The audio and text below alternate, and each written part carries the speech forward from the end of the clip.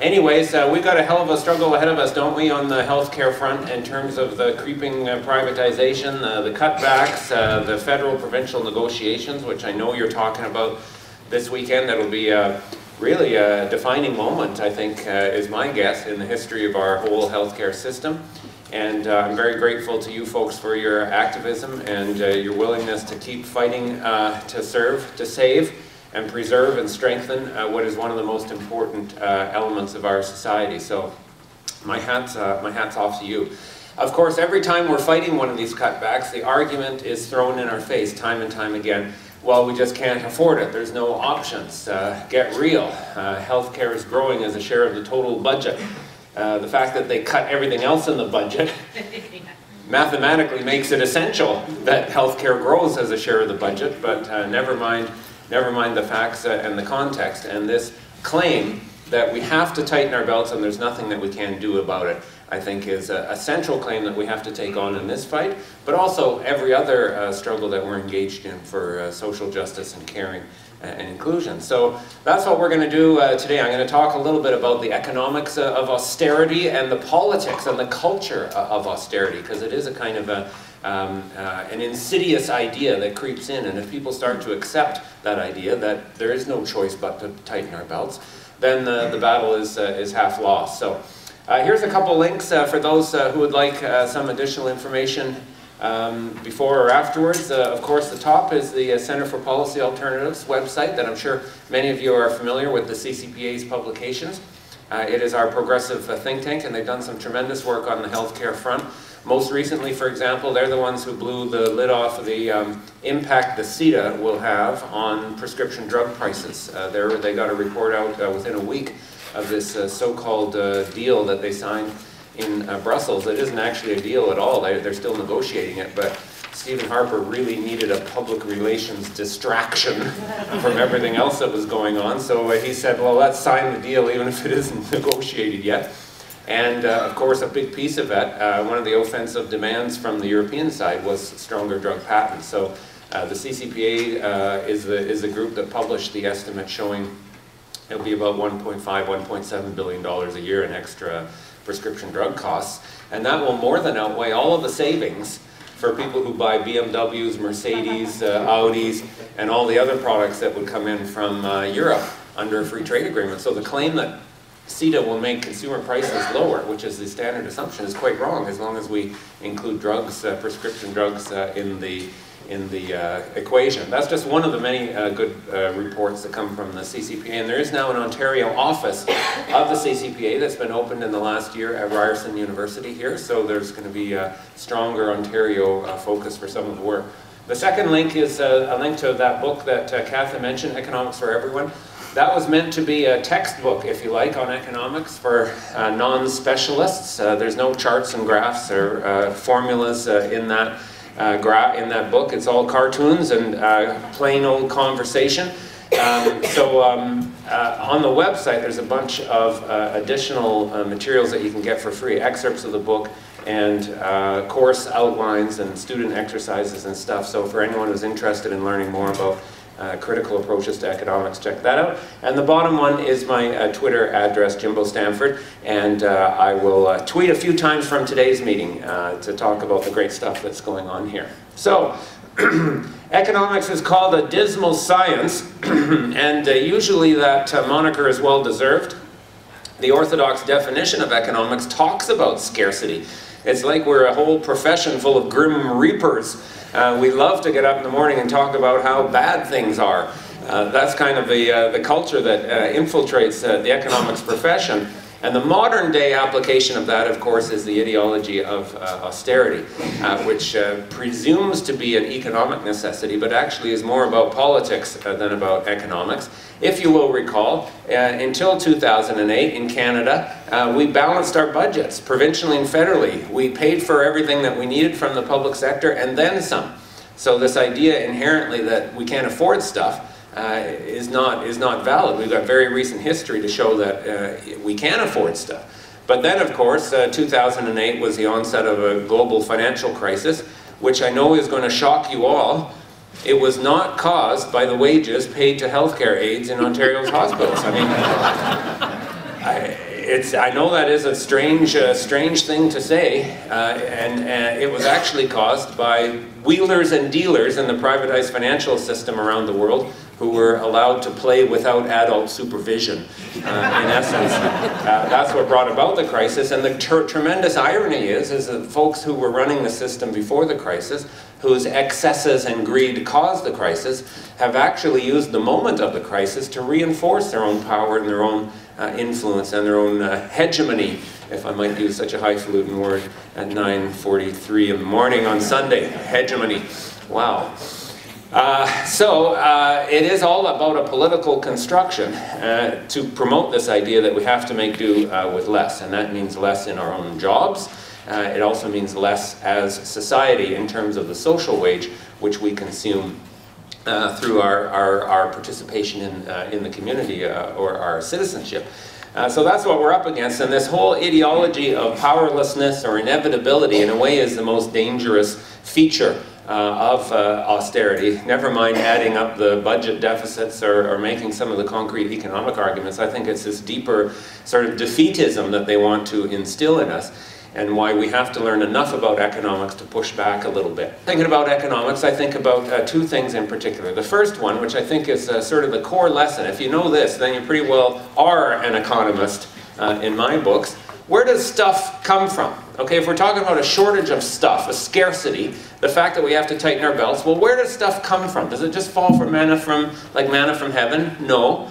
The reality is that we work for what we consume, okay? All of the goods and services which are necessary to life, both for survival and to lead a full and healthy life, come because we worked for it. Of course, we start with nature, okay? We can't forget that these days. We have land that we live on, air that we breathe, water that we drink, resources that we harvest.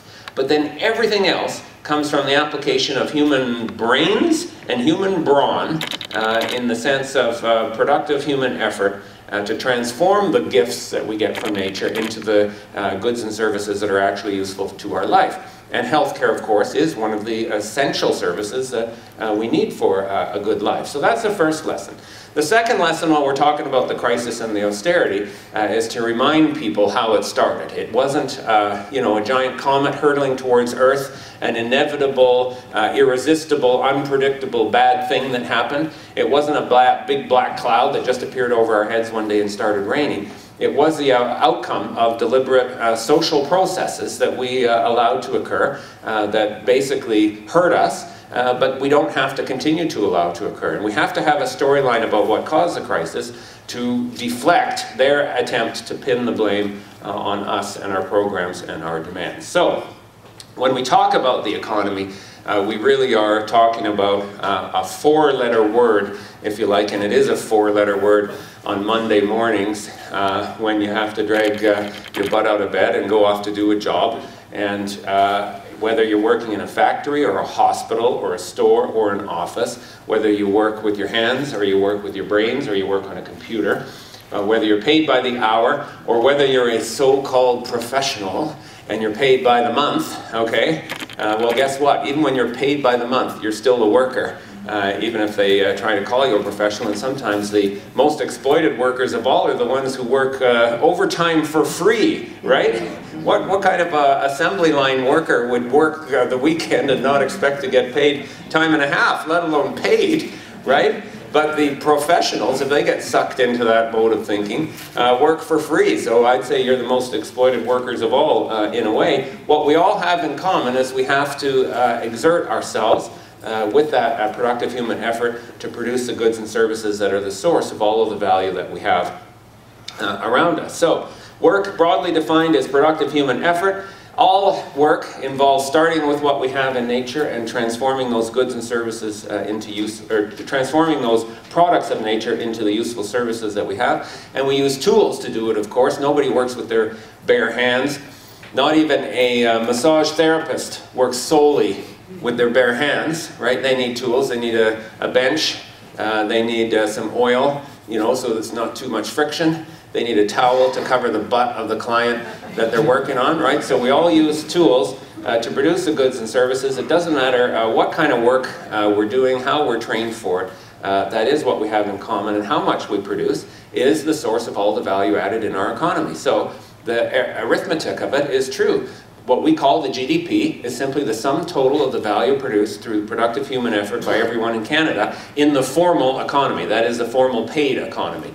One of the problems with the GDP is it doesn't include the goods and services we produce for free in our homes or our communities, volunteer work, caring for our grandparents or our children, etc., etc. So that's where we start from when we start to confront or interrogate the whole idea of austerity and scarcity. And then we can ask the question, well, what is it that's actually scarce? If things are scarce and we have to tighten our belts, okay, well, what is it exactly that's scarce? I can assure you that it's not money. It is absolutely not money. What is money in our economy? 5% of it is the bills that we may or may not have in our pocket at any given time.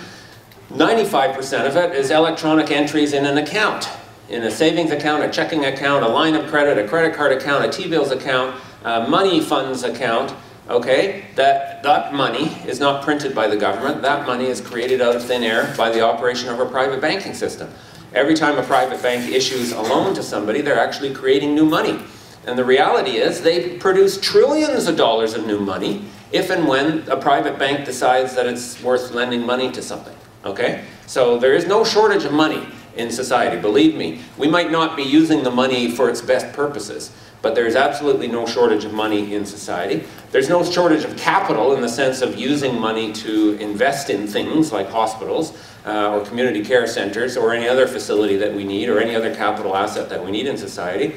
All you need for capital is to take some of the money that can be created out of thin air by our banking system and use it for some kind of valuable, long-lived asset. And in the private sector, there's so much capital, the companies have so much capital, they literally don't know what to do with it. They're now sitting on this pile of Mark Carney called dead money, $600 billion of assets, okay, liquid assets, cash and other short-term reserves of non-financial corporations, not banks, non-financial businesses that literally are taking in more cash flow than they know what to do with. So it's just sitting there. So if we're saying society is somehow constrained, times are tough, we just don't have resources, well, guess what? I know a place we can look. Okay? I know a place we can look and find about $600 billion of resources just like that. And if in fact they continue to take in more money than they know what to do with, and they either hoard it, as they're doing, or hand it out as dividends to their shareholders, which is more common, or the worst of all is you read about these companies, the Royal Bank was one of the latest, that use this extra money to buy back their shares. That literally is a sign of a company that has more money than it knows what to do with. So there's no shortage of resources in society. There isn't even a shortage of revenues in the sense of government's capacity to raise money to fund services from all of those different channels in our economy. Canada's taxes, as I'll show you in a minute, have declined over time and are low relative to international comparisons. So the only thing that ultimately is scarce is our capacity to work. So come back to that as the fundamental lesson in economics. We can have more stuff in society so long as we work for it and so long as we are careful and prudent in using what we produce for good ends instead of useless ends or destructive ends. And what could be better than using our work effort, our creativity, our brains and our brawn, than to care for each other and our health care better than we ever have before. The value added in our economy, and that our capacity to work is the only ultimate constraint on our prosperity. It's sometimes argued that work is scarce, that labor is scarce, that we're running out of enough workers to do all the jobs that are required. That's also very hard to believe. If you look around the world today and you look in Canada today, there are first of all more workers here. Our population is growing relatively quickly in Canada. And just as important, our capacity to produce of each worker is actually enhanced compared to what it was before. Because every year that we do something, this is an inherently human characteristic, we generally get better at it. It's called learning by doing, trial and error. So that when we do something, we figure out different ways to improve the efficiency of our work. And that's why gradually over time, productivity tends to grow. So there's more workers around and the workers are more productive. And the reality is that we're almost never out of workers. We almost never in Canadian history have had a situation where what we were able to produce was actually limited by the number of workers around who could produce it. I can think of one occasion in Canadian history where that may have been true. Any ideas? Any historians? World War II, exactly. We went from a condition of mass unemployment in the 30s, and then boom, boom, boom, almost overnight, we had everyone back to work. Plus, we had to go to the homes where women were already working for free and say, listen, come on, work for money as well now in these factories, because we need everybody that we can get. And the interesting thing was, how did that happen? How did we go from mass unemployment one year to going, you know, full speed, pedal to the metal, every single person contributing the next year? We did it because society said, listen, there's something really important out there that we have to do. And we have to throw everything we can at this task, which in that case was defeating Nazism. Well, it wasn't done because a private company decided it should be done, right? The private companies made money out of it, don't get me wrong, but it wasn't their leadership that put everyone back to work. It was a social collective decision, and then government used all of its resources to ensure that we were able to meet that challenge. If we could do that then I say we can do it now. We have over 2 million Canadians sitting around. Declare war. Okay, let's declare war. I say let's declare war on poverty and climate change and throw every resource that we can at it. And we'll actually be better off for it once we put everyone to work. Our productive capacity today is greater than it's ever been. And this ideology of belt-tightening, this ideology of austerity is really about politics, not about economics. We can have more of everything we need, including more healthcare. Okay? Everybody says healthcare budgets are growing. Well, there's a reason healthcare budgets are growing. Because we need healthcare more, and we can have more. Because of science and technology, there's more things we can do. And those things that we can do save people's lives. And guess what? If something saves your life, you're glad to have it and you're willing to pay for it. We can have the health care that we need and want. We just have to work for it. That's the bottom line constraint. In this regard, the whole idea of the scarcity of labor could be summarized maybe in this cartoon. There's a poor sod out looking for work. There's no jobs. He says, I give up. The other guy's from Statistics Canada, okay? Now just take a look at the technical detail in this illustration here, folks. I mean, look at those thick-rimmed glasses. Look at that pocket protector. Look at that clipboard, right? Look at that comb over, okay? I mean, we've spared no detail here in this. He says, congratulations, you've given up looking for work, you're no longer unemployed, okay? Which is actually how it happens, believe it or not. If you're not actively seeking work, Statistics Canada says you're not in the labor market, and therefore you cannot be unemployed. You may be non-employed. You're still sitting on the couch watching Oprah, okay, but you're not unemployed. Why? Because you're not insane. Einstein defined insanity as doing the same thing over and over and over again and expecting a different result. So if I put in 30 applications and I get, you know, the old FOAD letter, that's fuck off and die letter, okay? And I put in the 31st and I expect something different, I'm insane, right? The irony is, the painful irony is, that guy works for Statistics Canada. He's now out of work thanks to Stephen Harper's cutbacks on everything that distributes information. Here's Jason Kenney, our new employment minister, a really sort of diplomatic guy. This was a tweet he sent within 10 minutes of being appointed employment minister.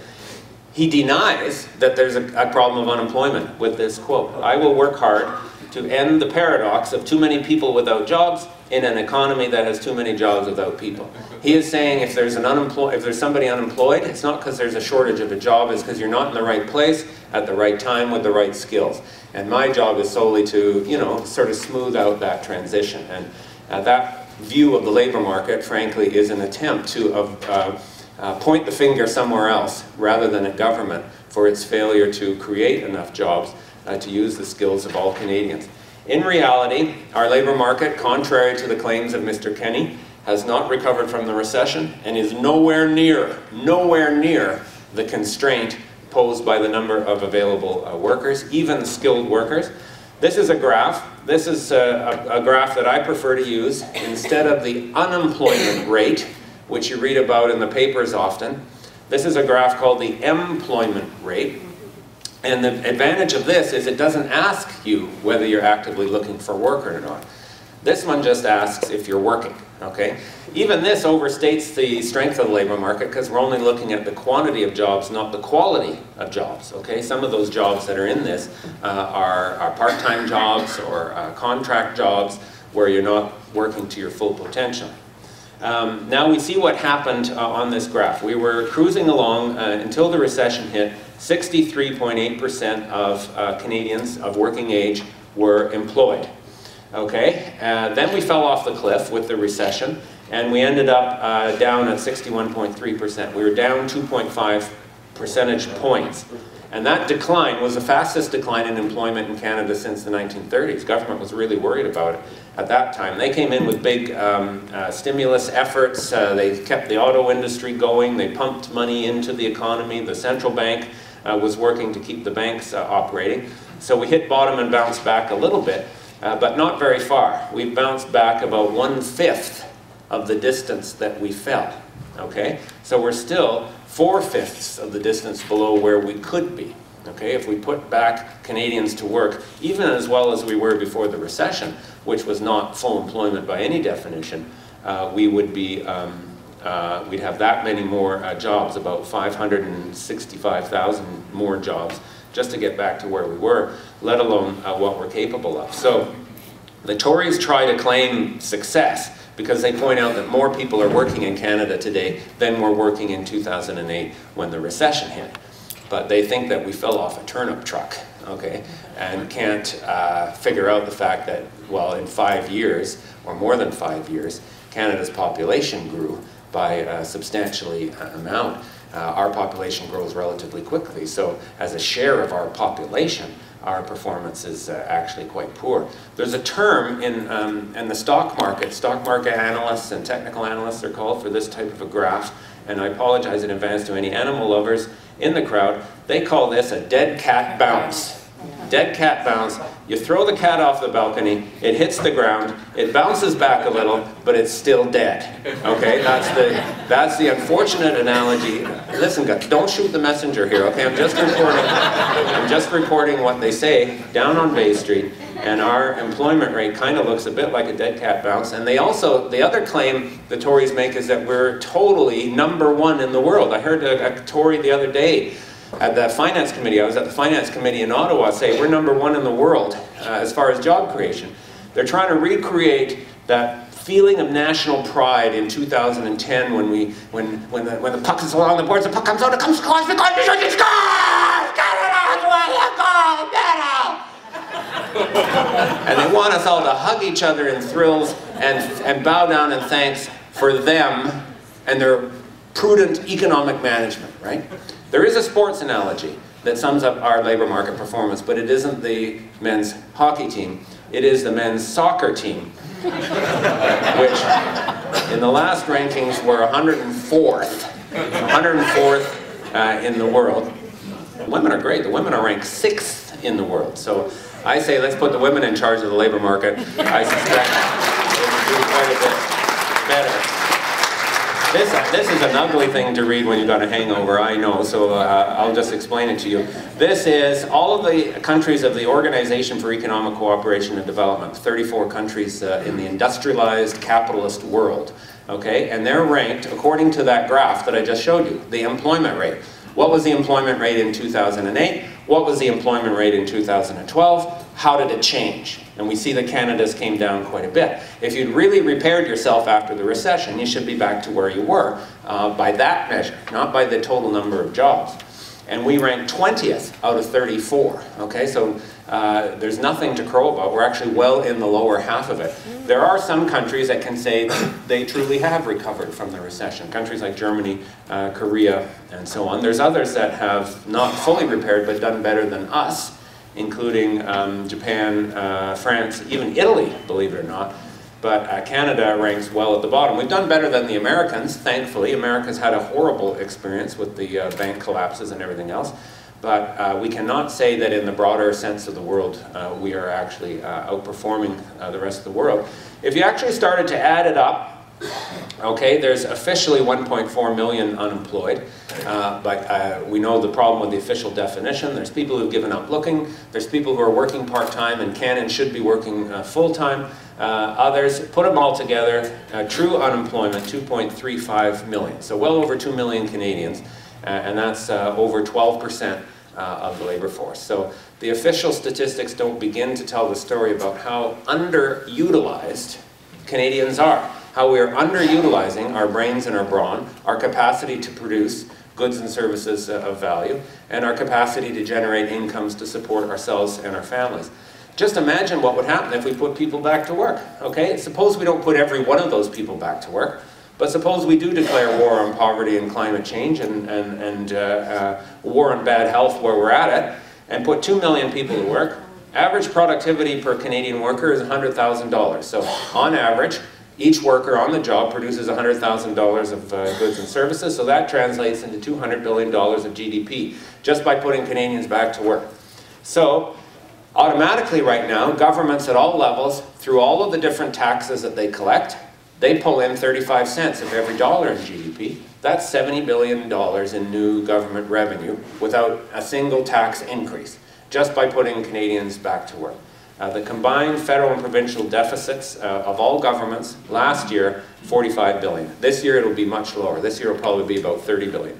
So you can pay off all the deficits and have tens of billions of dollars left over to invest in other stuff that we need, including healthcare, including public transit, including pharmacare, including early childhood education. All of these things which we know would enhance our quality of life, they'd enhance our productivity, but we are told that we can't afford them, which is nonsense. Of course, we're constantly confronting this boogeyman of the debt and the deficit. The reality is that we have deficits today, not because we're living beyond our means, but because the side effects of that financial crisis caused by the meltdown and the recession and the operation of the private banking system. If you have a structural deficit, it means that your taxes really are too low relative to the level of services that you're providing. That might be true in America. I suspect that is true in America, where you have deficits year in and year out, and they need to do more anyway. It is not the case in Canada. In Canada, our deficit is clearly cyclical, which means it was caused by the automatic downturn in revenues that occurs when people are laid off. They stop paying income taxes, they don't buy so much stuff, so they don't pay such high sales taxes, and at the end of the day, the government has an issue of inadequate revenues. The debt, of course, is just the sum total of each year's deficit. Now, even debt isn't a problem in and of itself. Remember, companies go into debt when they're expanding and investing in a new capital asset of some kind. They're creating a new factory or a new mine or a new computer center. They borrow money quite legitimately to pay for a productive asset, and the shareholders think that's smart. Households go into debt, you know, and to a certain degree that's smart as well. You couldn't ever buy a house or a new car if you didn't take out a loan in order to pay for it. Governments can do the same thing to pay for productive assets. You just have to be careful how much debt you've got relative to your GDP, which is your ability to pay for debt, and make sure that the interest costs on your debt are not too high. Well, the interest rates right now are at the rock bottom levels. Interest rates have never been this low, precisely because the financial crisis was so bad. So that's not going to be a problem. Our deficits were relatively small and would be cured just by putting people in Ontario and elsewhere back to work. This claim that government must balance its budget as its first priority, even sometimes putting in place a law that says government must balance its books. That's what Stephen Harper wants to do right now, in another attempt to kind of change the channel from what people are talking about in Ottawa these days. He has said that they will, in this parliament, pass a law forcing the government to balance its books. Well, you know, that law, first of all, is worth the paper that it's printed on. Tons of governments have had those laws, but they never can immediately prevent a deficit if you had a recession. Even more, if you were in a recession, you don't want to try and balance your budget as quickly as possible, because you'll make the recession worse. If the debt was caused by people being out of work and not paying taxes, and then you slash public spending and cut programs and cut schools and cut hospitals, well, you just threw that many more people out of work. So you've made the problem a little bit worse. And even without a recession, it makes sense for government to borrow money if, in fact, you're using it to pay for a useful asset. So this phobia, this ideology that is tied up hand in hand with the whole idea of austerity, that debt is the #1 challenge facing Canadians, is quite wrong. It's all about the politics. The true constraints on government mostly is that they have to try and keep the debt at a certain level of their GDP. You can't have the debt growing in relation to GDP forever. We still have a lot of room. We have room in Ontario to run deficits every year of a certain size, and in Canada as well. We can certainly increase taxes as well in order to pay for the services that we need. This is just a reminder that in Ontario, we were paying for our services and then some. We've had pretty balanced budgets until the financial crisis hit. In fact, we had small surpluses in Ontario until the financial crisis hit. And then we went off a cliff when, basically, to use the technical term, the shit hit the fan in 2008, 2009. That's a technical term in economics, by the way. It means asset portfolio considerably underperformed analyst expectations. Just wanted to clarify the terms all wrong. That's the deficit. We had balanced budgets. This is our debt as a share of GDP. This is the more important measure of the government's state of affairs fiscally. The accumulated deficit, that is each year's debt added up, is the red line, and it was declining as a share of GDP when we had the surpluses. It has increased since then, but it's more or less got back to where it was a decade ago. So this is not chaos. This is not looming catastrophe at all. And all the overheated hyperbole that you've heard from Queen's Park and from the rating agencies and so on is nonsense. There's another way to measure it. The blue line is called net debt as a share of GDP. This includes all of the money that's been invested in long-run capital projects. Normally, if you're a business, you only expense a share of a long-run capital asset in each year. That's called amortization. That's how the approach followed in the red line, and it does make more sense. The blue line is if you just counted up all the debt on those capital projects 100% off the bat. Then the number looks higher, but remember, you're investing in something that's long-lived to go with it. So there's an asset that matches the debt in that case. And the claim that we're somehow in a crisis is quite wrong. The same is true for the federal level of government.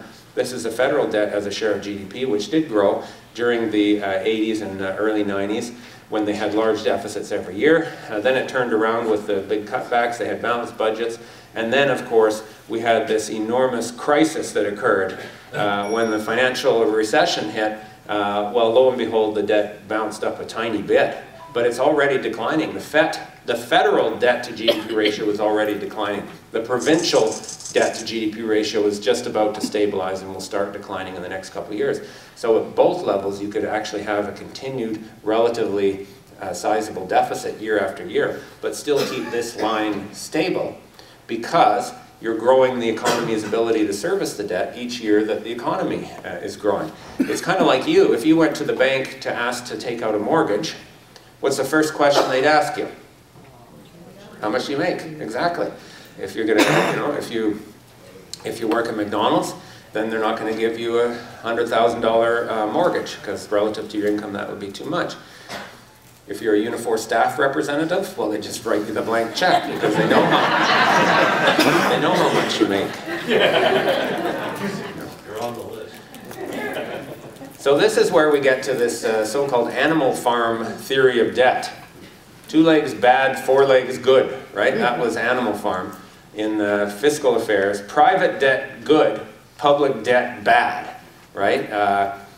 All of the bond raters and the budget cutters are fine when a private company takes out debt or a private household takes out debt, because if you're doing it to pay for a long-lived asset, that's actually a sensible thing to do. With government, it's somehow seen as another thing at all. let's conclude with a little bit about taxes and this claim that we can't afford things. Here's another technical illustration. The guy, the finance minister, says we have a deficit, we have to cut your programs. This well-informed member of the Ontario Health Coalition in front of the crowd says, wait a minute, Buster, you created the deficit with your tax cuts. And he says, I know, clever, wasn't it? Which more or less sums it up. The reality is Canada's taxes are relatively low and they're falling. We have to have taxes to pay for the stuff that we need. And in addition to the benefits of paying for the service directly, our tax and spending and transfer system is very important at reducing inequality in society. If you measured inequality between the top 10th and the bottom 10th of society before government got involved, in Canada it's about 57 to 1. The top 10th makes 57 times as much as the bottom 10th, which is incredible. After taxes, transfer payments, Canada Pension, provincial welfare programs, EI, plus the value of healthcare and education and other services that are paid with taxes, inequality falls to about 6 to 1. Now I think that's still too high, but it's a heck of a lot better than 57 to 1, and it's another reason why we have to pay taxes. We clearly have to fight against demands from HUDAC and others for more tax cuts. I don't think we actually need to increase taxes to solve the deficit per se. We could do that just by putting people back to work. But if we want new programs, like pharmacare is a good one, then we should be prepared to increase taxes a bit to pay for that, and we'll have to be making that case. This is a graph that shows where Canada fits relative to the other leading capitalist countries of the world.